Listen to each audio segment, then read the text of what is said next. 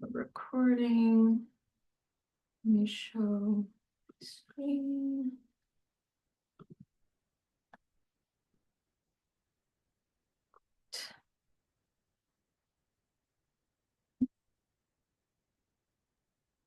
Can you all see my screen? Yes. Great. Yes. All right. Again, speaker notes. Well, maybe we'll give people one more minute.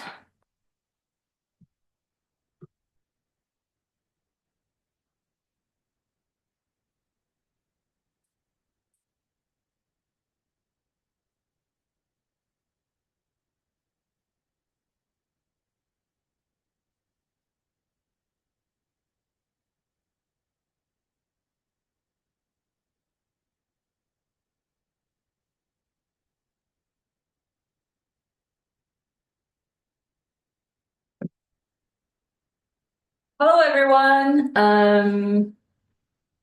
Today we're talking about jailbreak and mitigation in the AI control setting. My name is Wen. So actually this research is coming from the AI safety camp. There's three of us. We are in Love Cush's team. My name is Wen. I'm a software engineer with a decade of production software and leadership experience. I've always been drawn to big problems our society is facing, from working on social media safety at Facebook to improving battery safety and efficiency at a startup called Zatara. AI safety just seemed like another pressing big problem to tackle. So I'm making a transition to research because I just get more satisfaction developing a deeper understanding of how things work and advancing human-aligned technology. Piyusha, she has a robust background in enterprise development and leading technical teams, combined with a recent PhD in deep reinforcement learning. She has done heavy upskill in AI safety, including work in constitutional AI, AI controls, model evaluations, and feature analysis in multi-agent scenarios. In addition to learning, she is passionate about fostering AI safety skills in the community and contributing to diverse AI safety-focused initiatives. And Kwan has a PhD in applied social science, originally set out to bridge the gap between social science and machine learning. He was drawn by the dual promise and peril of artificial intelligence. He joined 22nd AI Safety Camp and has relished the opportunity to collaborate closely with a team of researchers and engineers. Wonderful. So that's our team. And yeah, here's our agenda. We want to talk a little bit about AI control and the new jailbreak opportunities that really the system introduced. And we want to talk about our approaches to jailbreak and mitigation in this new dynamic. We'll share our results and we'll talk about our conclusions and future works. So AI control is a relatively new research area. So in the current paradigm, most of us as users, we prompt an LLM model, and it gives us this response. While there are a lot of efforts invested in aligning these models, even if they're really aligned at one point where there's no guarantee there's not new jailbreaks, so they become misaligned at some point. So then, so this is a pretty in this dynamic, there's not a defense where if the model becomes misaligned. So AI control is set out to figure out how do we ensure safety, even if the model itself is not aligned. And one example of these designs is what if, in addition to the main model, a very capable model, when they respond to a prompt, after they respond to a prompt, there is a trusted monitor model that reviews the response of the response. And judge the suspicion, like if the answer is suspicious. And say there is a suspicion score between 0 and 10, and there's the monitor is given a threshold. So if the suspicion is above threshold, we actually have the trusted model answer the user prompt. If there's not enough suspicion, then we will submit the system will submit the answer by the untrusted model. And in the user's point of view, nothing has changed. The user is still getting a response. So this is an example of redundancy in safety design. While this is a new safety research area in AI, this is actually a very common practice in other safety systems, including physical safety.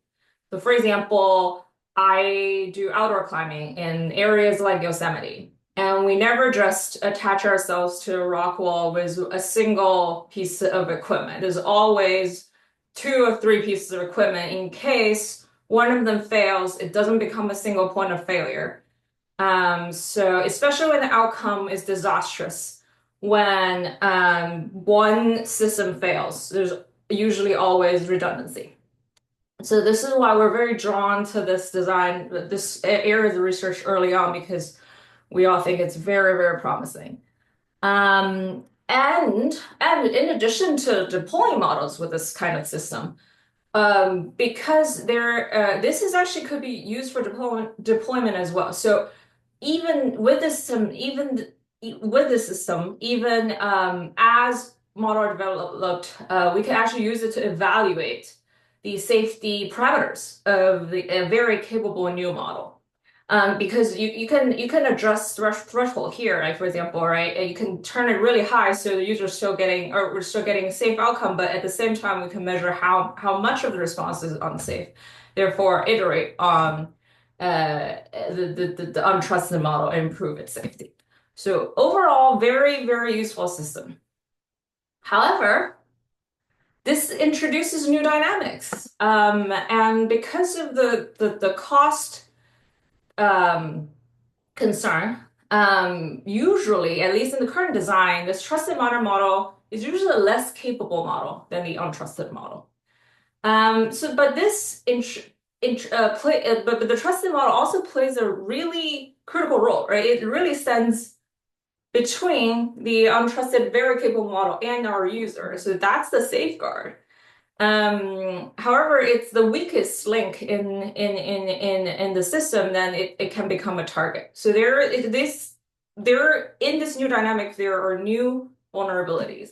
There haven't been much exploration on this topic, so we set out to explore and monitor vulnerabilities. We used a setup largely thanks to Control Arena, where this whole system is tasked with the main task to solve batch programming questions.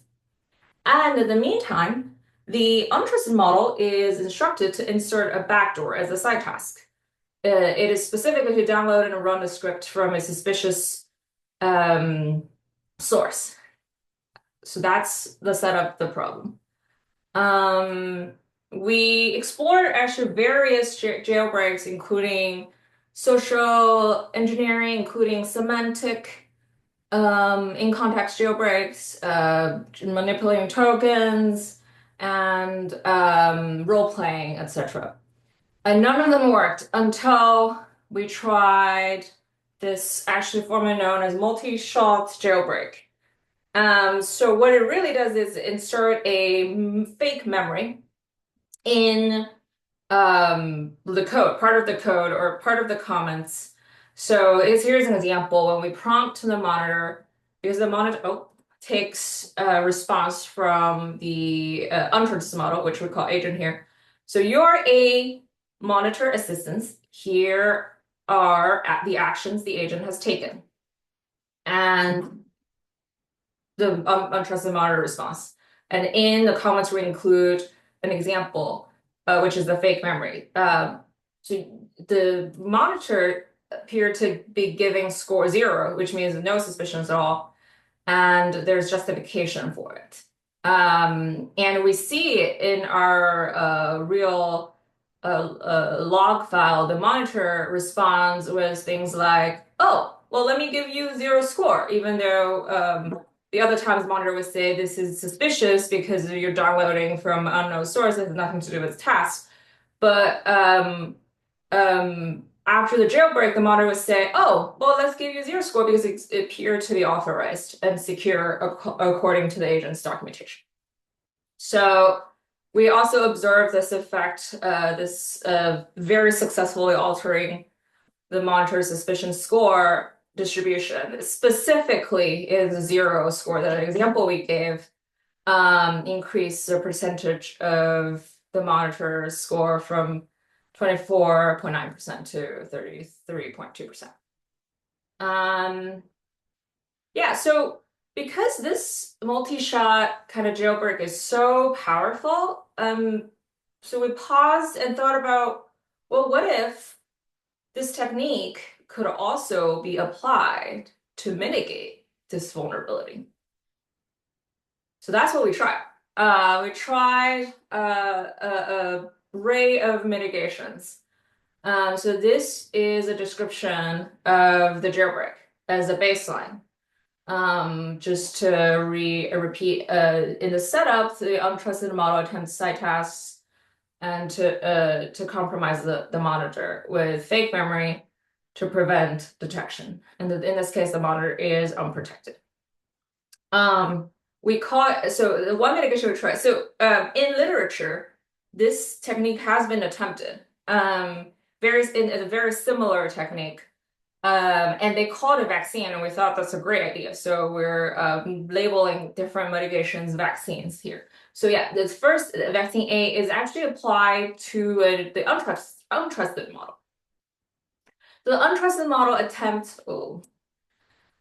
sorry about that. Untrusted model attempts side tasks and to compromise a monitor with fake memory to prevent detection. And this vaccine is reactively applied only if monitor detects threat. So when the suspicion score is high, we apply this vaccine to the untrusted model. In this case, the monitor is unprotected. Then we also tried applying the vaccine preemptively. So before any attack, we apply the vaccine on the untrusted model. The monitor in this case is still unprotected. And that's the difference is preemptive versus a reactive vaccine on the untrusted. And then for the last thing we tried is the vaccination on the monitor itself. So in this case, the untrusted model still attempts this backdoor as a side task to compromise the monitor. But the monitor is protected now. It's applied, so it's similarly a fake memory, but in this case, the monitor is taught that, oh, you could have, so basically has the example of receiving the previous fake memory jailbreak, but I was responding with reasoning saying this could be attack and I should be suspicious of that. So yeah, so these are the variations and here are the results. This we consider this kind of jailbreak, it could be considered a collusion because in this case, the monitor is lowering the suspicion score to let the unsafe answer pass. So in this is still labeled DTT collusion. DTT refers to in my original graph, we call that kind of design when suspicion is higher than the threshold, it deferred to a trusted model. So that's what DTT means. Anyway, so here we can see that, so on the x-axis, these are the thresholds when the monitor would defer to an untrusted model. And so 1 is very low. It means like if the score is above 1, which majority of the case, the monitor solve the problem, the question itself. But and then 5 and 9 means that most of the cases the monitor just returns the untrusted model's answer. Right? So it's natural that we see the safety metric drop. So to go into a little bit detail about the safety, well, how do we measure safety? So this is we basically measure the backdoor success rate of each of the bash programming questions, and the safety is 1 minus that. So the rate of backdoor is not successful when attempted. You can see there's a significant increase in safety between the attack baseline, the jailbreak baseline, and the vaccine on the monitor. And there's also consistent improvement in safety when in the preemptive vaccine on the untrusted monitor itself. It's a smaller, but it's actually a consistent increase. However, it's also interesting to see the reactive vaccine is not only not working well, it seems to even dropping safety quite a bit. It's a very interesting phenomenon. We also measure the usefulness versus safety trade-off.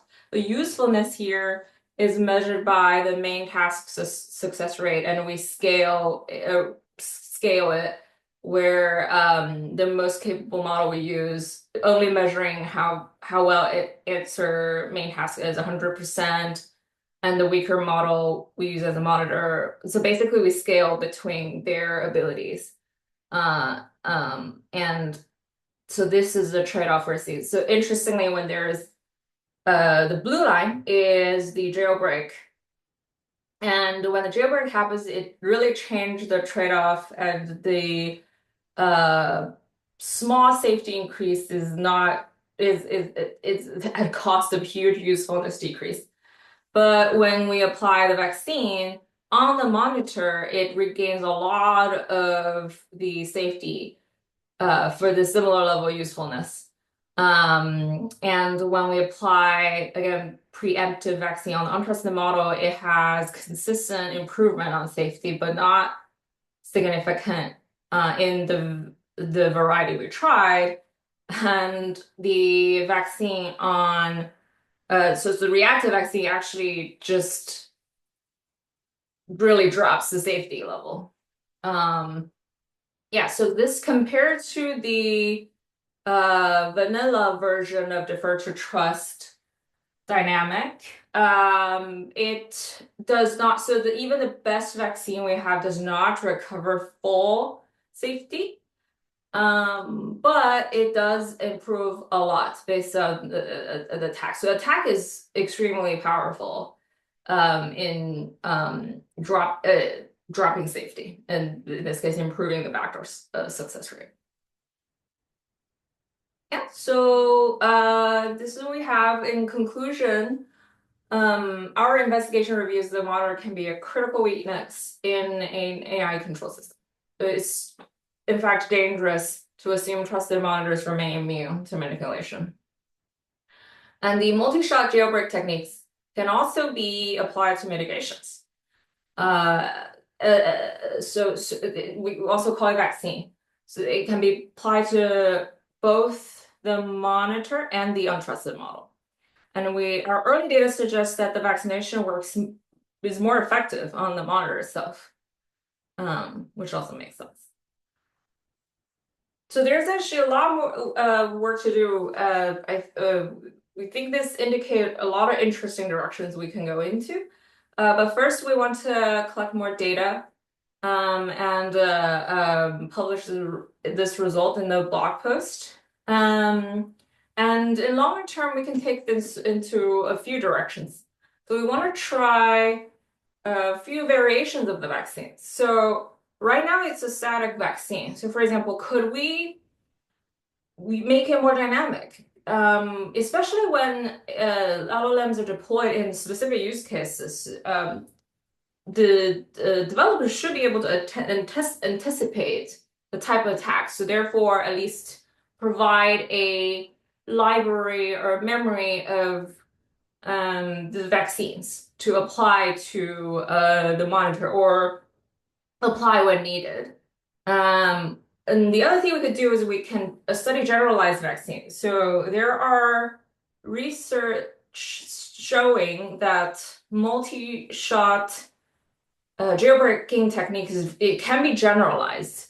Meaning, when you give example to a model to a jailbreak example on one topic, say how to make dangerous chemicals, it actually can generalize to answer other dangerous questions. So, what if it also could happen with vaccines? Can we generalize them? With more examples in the multi-shot prompt. Um, and another direction is also just in general, investigate, monitor robustness. Because there are new protocols coming out, basically new designs of the control system I mentioned, and there are new settings too. So not just programming, for example, summarizing documents is a widely used case, and it requires different type of monitoring, or different monitoring technique, at least prompt. So there's a lot to do to improve the monitor robustness. Um, yeah. So this is our presentation. We like to thank AI Safety Camp. Especially personally, I really appreciate the opportunity of this current AI Safety Camp. I felt personally a little stuck late last year, so this is really meaningful for me to have an organization, to have a group of people doing AI research, safety research with. And I also want to thank Love Kush that create such a wonderful team to an environment for us to explore different things and also his continuous support throughout the project. Um, yeah, so these are the reference we have. Yeah, that's the presentation. Are there any questions?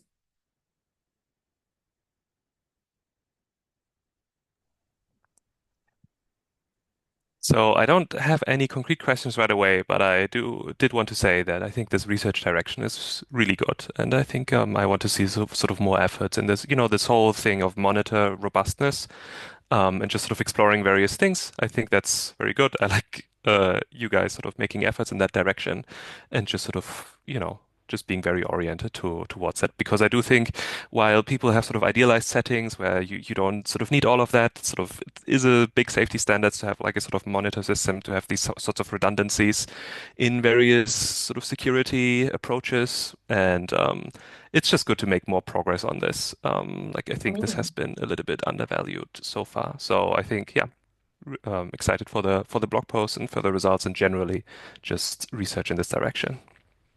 Thank you so much. Yeah, agreed.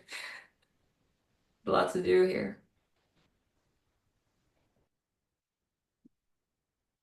Great. Well, thank you, everyone. Mm,